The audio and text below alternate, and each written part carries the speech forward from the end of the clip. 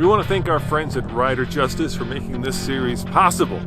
If you get into a situation on your daily drive or overlanding adventure and you need a lawyer, give Rider Justice a call or click on the link below. And a huge thanks to our friends at Falcon Tire.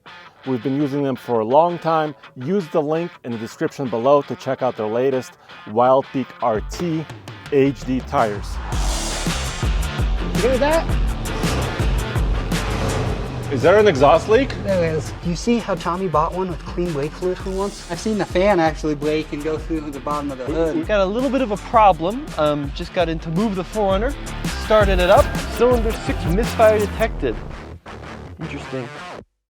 Hey guys, welcome to episode 3 of our cheap Toyota series where we're trying to prove that Toyotas are the most reliable vehicles you can buy. And if you recall, we bought 3 Toyotas that were supposed to be over 200,000 miles, but under $10,000. And in this episode, we're gonna find out just what we bought. We've taken them to our friend Toby here at German Auto, and we're gonna go through each of them with the help of Andre to find out what it looks like underneath and if we overpaid or underpaid. So let's start with the cheapest vehicle, which of course is the 4Runner. Andre, take it away. Toby, my man. How's it going today? We've missed you. You haven't been around. Been a while, been a while. But we love your expertise. So we're gonna start with the 4Runner like Roman said. Here's the key. It's a 1999 beautiful example of a 4Runner. What engine's in it? It's a 3.4. The V6? Yes. Yeah. Only 250,000 miles. Oh. And 7,000 bucks after auction fees. $7 grand. Yeah, so it's kind of pricey. Well, but a Toyota, that's Yeah. to be expected. Can we bring it in? Let's get it in and check it out. It sounds okay, right? You hear that? Is there an exhaust leak? There is. Did you smell anything in there? It is a little faint of a electrical type, something maybe burning on the exhaust smell going on. So we'll have to check into that. That did not happen at the auction when we bought it. Well, we didn't smell anything. And we didn't smell anything last time either. So that's kind of a new thing. All right, so where do we start? Let's get it on the lift. Let's start checking some stuff out top to bottom and see what we got here.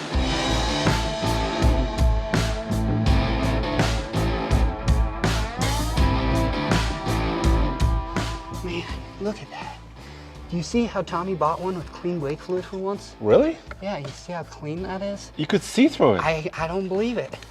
Every time I've seen them, they're brown and black. Things are going up. Do you like that? And just a quick little rubber cap. Yes. So let's just take a quick peek-see-poo here at some stuff. These ground straps are known to break on these Toyotas right here, so it's a common problem. You gotta always look at those when you see one of these because the batteries get loose. See how it's kind of loose? Oh, it's a little loosey. Yeah.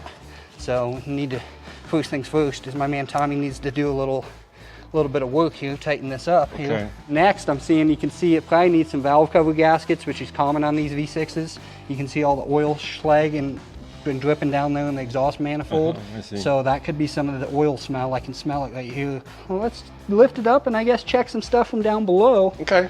I do notice, so you have the AC condenser in front of the radiator always, and the air has to flow through your grill, through your condenser, into the radiator. Sure. And if you look in between, there's a sandwich down in there. It's called the sandwich. Yeah. So there's a bunch of buildup on the radiator like fence dirt. in there. Dirt, you see a bunch of dust and chunks of, feathers, this, that, and the other. So that's one thing to keep these engines running cool in the hot summer days. It's good to actually basically blow them out with air really good. And if that fails, sometimes I go in there with a hose, low pressure spray the hose. Yep, and go from there. Yep. Okay, gotcha. Yep. What are you saying? Yeah, we're just barely looking here. Woo! Yeah, he's starting to see what I'm saying. Well, there's some moisture. Come around here. Come around here. That's moisture. Yeah, quite a bit of it coming down. Probably some engine oil from the valve covers up top and probably another possible oil leak at the back of the motor there. I'm guessing the exhaust problem is look at these welds. Those are, that's an aftermarket catalytic converter. That looks like I would weld something. Well, to each his own. It takes a while to get good, but it's an aftermarket catalytic converter, and the problem with those is they only last 2 to 3 years in some of these cars and then go bad again. Visually looking in there, there's probably about 75-80% a drum going on. So Tommy did well on the brakes. Yeah, except the problem with that is the diff fluid leaks onto the brakes over here, and then it does not want to stop the best, you know, when you got diff fluid on your brakes. Some of the other instantly concerning things I would probably do if it was mine, if you come on this side, you can see this brake line right here, and you can see how rotted it looks right there on the edge, and all the cracking. Yeah. So when you flex it that way, so every time you hit a big bump and turn the wheel left and right, they flex a little bit, and that's not good. So safety-wise, Because if the brake line fails, then you can lose your front brakes. yeah. And if you're lucky, your back brakes will be enough to stop you. But in this case, he's got so much diff fluid on his back brakes, you know, so it definitely needs 2 front brake lines. All the belts that I can see, of course, I can't see the timing belt because I don't have X-ray vision, but the drive belts look really good. So yeah, I think overall there's definitely some, you know, some must-dos in my opinion on this one. And then there's, you know, some stuff you can get away with, you know. Tommy, you're good to go. All right. Yeah.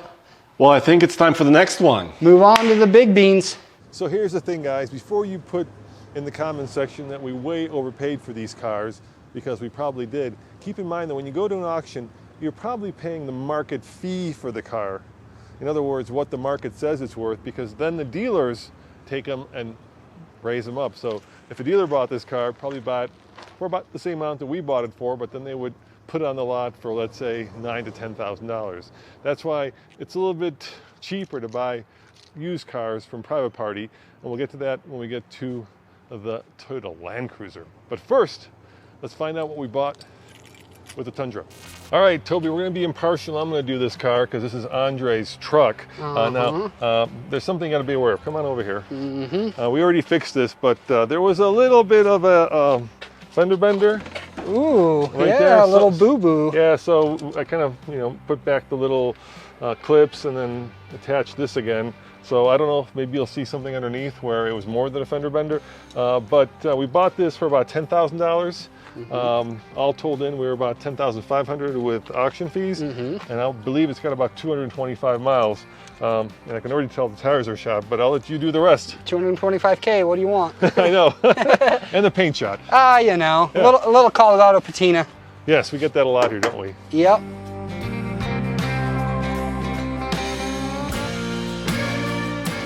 So it's got a TPS light on and an airbag light as well. Yes.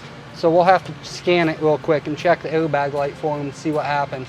Yeah, I'm thinking maybe what could have happened is when we had that fender bender, maybe one of the little sensors, you know what I mean, got... Might have set off sensor. Yeah, I don't think Yep. there was an airbag deployment though. Yeah, otherwise you would have had to replace Exactly. a lot of stuff, seat belts and Yeah, all the retractors and the side curtains. yeah. So I think what happened was probably it like damaged one of the sensors.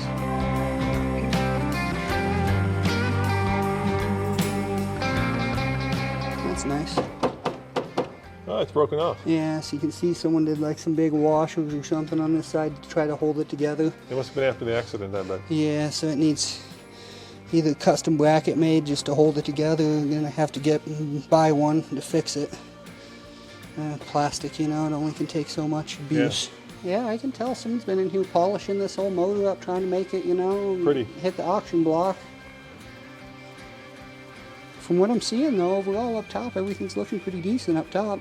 Nice. On this side of things.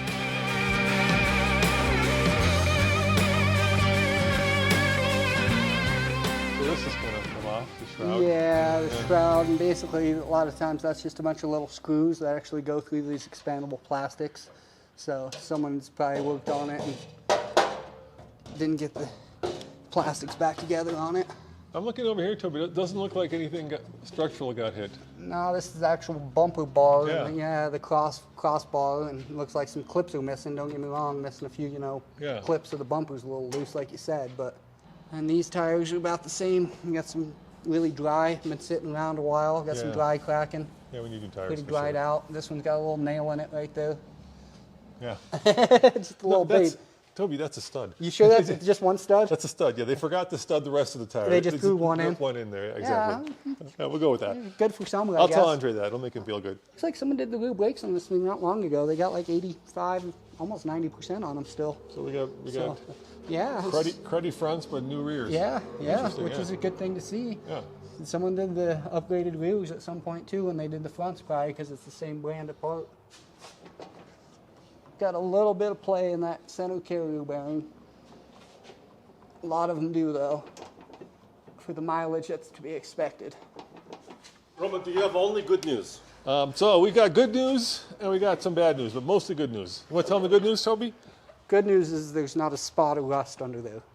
On the frame, everything else. The body. Someone replaced body, other than the fender. Fender, I don't care about. Someone replaced the shocks and struts at one point. So some The more bad, good news. Not the bad. I'll show you the bad. Come on over here. I'll show you the bad. We have to get this fixed before we go to Moab. What? But look, Yeah. this shroud over here.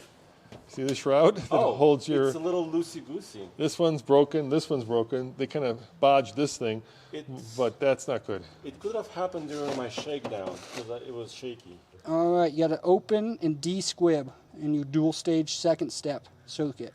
What? A squib is usually what they call the airbag that it blows up twice. So a lot of them will have different squibs, so like stage 1, stage 2, Yeah. you know, every vehicle's different, but Right. that's, you know, has to do with the airbag, and it's a second step, so it's the second stage. And we'll see if it wants to clear. See if you're lucky or not. All right, here Got we your go. fingers crossed? Yep. All my toes are crossed. Command was sent successful. Was it? Doesn't mean it's successful until you Well, we need read to it. start the engine. Came back instantly. Oh, really? Yeah. So you clear it. You say yeah, because it's going to clear it, so it clears it, and then when it comes back like that, you got a problem. It's not going to reset. Then you got some more diagnostics to do. So we'll back out of that, and then we'll start it, and it's going to have an airbag light still. Yep, she's on. All right. Well, thank you for trying. Yep. All right, as we bid farewell to Andre. Bye, Sayonara. Andre. He's got to go do another video. Oh, look at that. Oh, he's showing off that now. exhaust. Yeah. So this is the one that was not an auction vehicle. So we bought this from a private owner. I have a stack of receipts like this big from it. The guy said he was fastidious about actually taking care of it. So if you guys didn't see the previous episode, Nathan surprised me with this Land Cruiser. It's one of his dream cars, and actually it's one of my dream cars too. So I know he broke the budget with it, but this is the poster child for Toyota reliability. They built these only in a specific factory in Japan, and the word is that they're meant to go 250,000 miles, and they're engineered to go that far. So let's find out if that's true or not. Only got one light indicator I can ding you on, the drive indicator. Yeah? And the shifting on the dash is out. Oh, I didn't notice that. Yeah, Good call. it's low and second works, but the drive indicator's not working. Looks pretty clean in between the radiator, actually, and not a bunch of buildup, so that's good. Someone's probably brought this thing and kept it clean at the car wash. The heater valve looks good. A lot of times they're crusty and have coolant buildup on them. Those Toyotas are famous for leaking, so any of them plastic heater valves you always want to look at. Yeah, everything's looking... I'm liking what I'm seeing so far with this thing. You know, a little more money, but you know, if everything's looking kosher, then You get what you pay for. yeah, it might be one of those cases on this one, which I haven't quite seen yet. Well, I guess let's get it on the lift here and see what it looks like down there. Okay.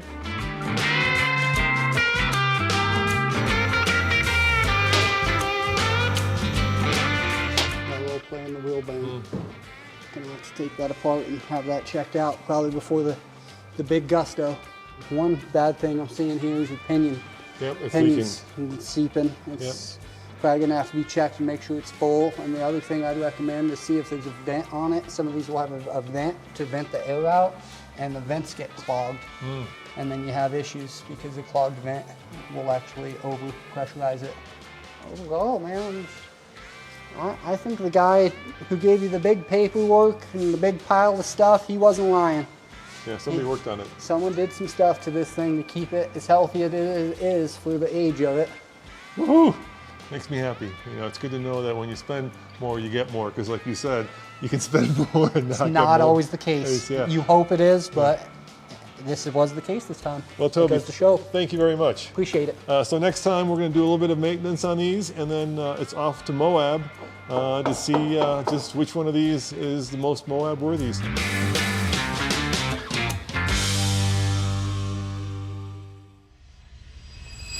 Okay, well, got a little bit of a problem. Just got in to move the 4Runner, started it up. Doesn't sound right.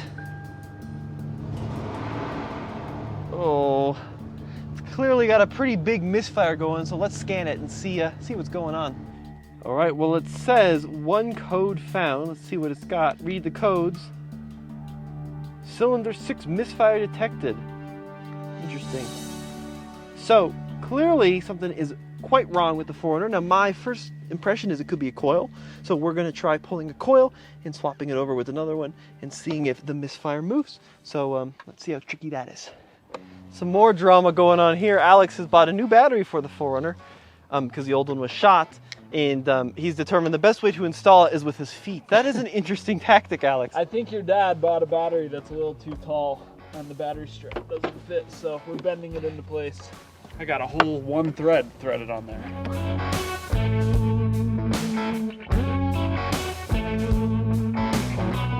So I've cleared the codes in the car.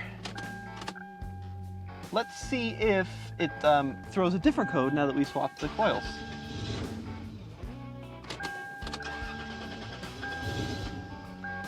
It seems like it made it worse. Did make it worse. Maybe don't keep trying. So maybe it is a coil pack if it got worse. So one thing which Alex and I figured out is this coil pack doesn't have any like grip on the plug. So I'm wondering if maybe it's just gotten old. I mean, this car does have 250,000 miles and is not actually gripping the spark plug at all, whereas this one on the other cylinder has a little bit of tension on it. So we're gonna might as well order all three, slap them in there because they're so easy. And Plugs too, because you're already in here. yeah, we can do plugs too. All right, well, we zoomed over to a local parts store and they had one in stock instead of the three that I ideally change them with, but you know, one is better than none, I suppose, so we're gonna give this a go. Let's see if this works or if this is gonna be a more in-depth repair or what the heck I'm gonna do, because we're kind of under a time crunch to fix the series and the Toyota has bit the dust.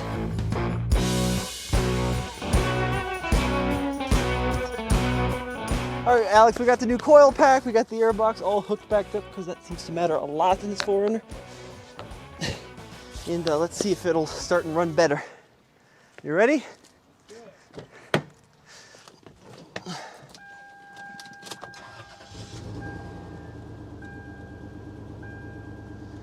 Well, the check engine light has gone off.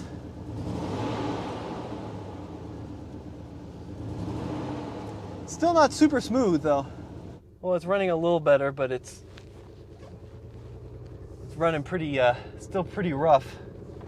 So, yeah, it's like 15-20% better. Maybe we just have to do all the coil packs, all the spark plugs, and all the wires, but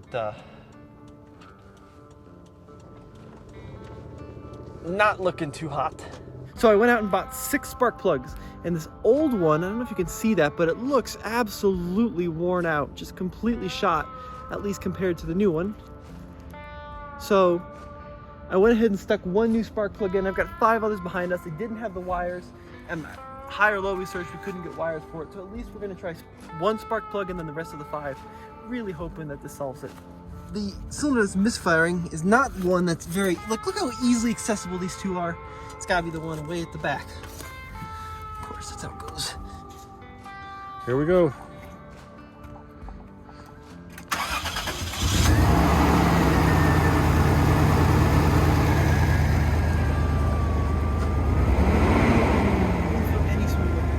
Still misfiring?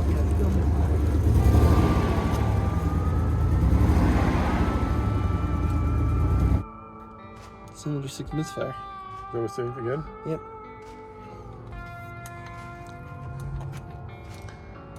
Well, think it's time to change the spark plug wires. I think you're right, Dad. That's next. Okay. All right, folks. Well, it's the next day. It's Saturday morning. Everyone's gone. It's just me. But last night I went down and tracked down a set of spark plug wires for the 4Runner. And then, of course, 6 spark plugs. Changed out the plugs and the wires. Now, look, I don't pretend to be a mechanic. I am far from very mechanically savvy, but I did want to really try to get this 4Runner running myself.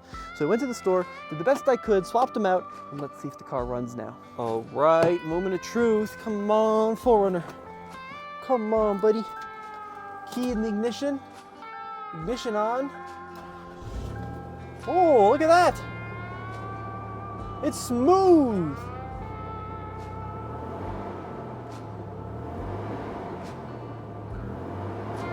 That feels like 6 cylinders, baby. All right, I might have fixed it, just maybe. I'll let it warm up and see if it starts misfiring again. Well, I got some bad news. I took the 4Runner to the auto parts store to get some fuel injector cleaner. Just, you know, maybe I thought I could give the fuel system a little bit of a clean out.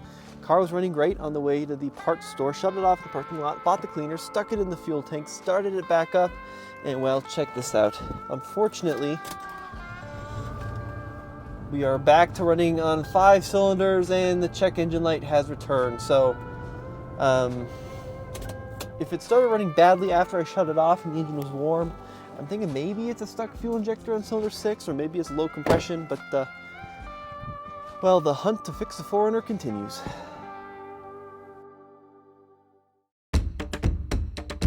Hey guys, welcome to the Moab episode of our Cheap Toyota series. Ah, darn it. Oh. All right, shall we try some momentum? Can't see the bottom at all. Oh boy.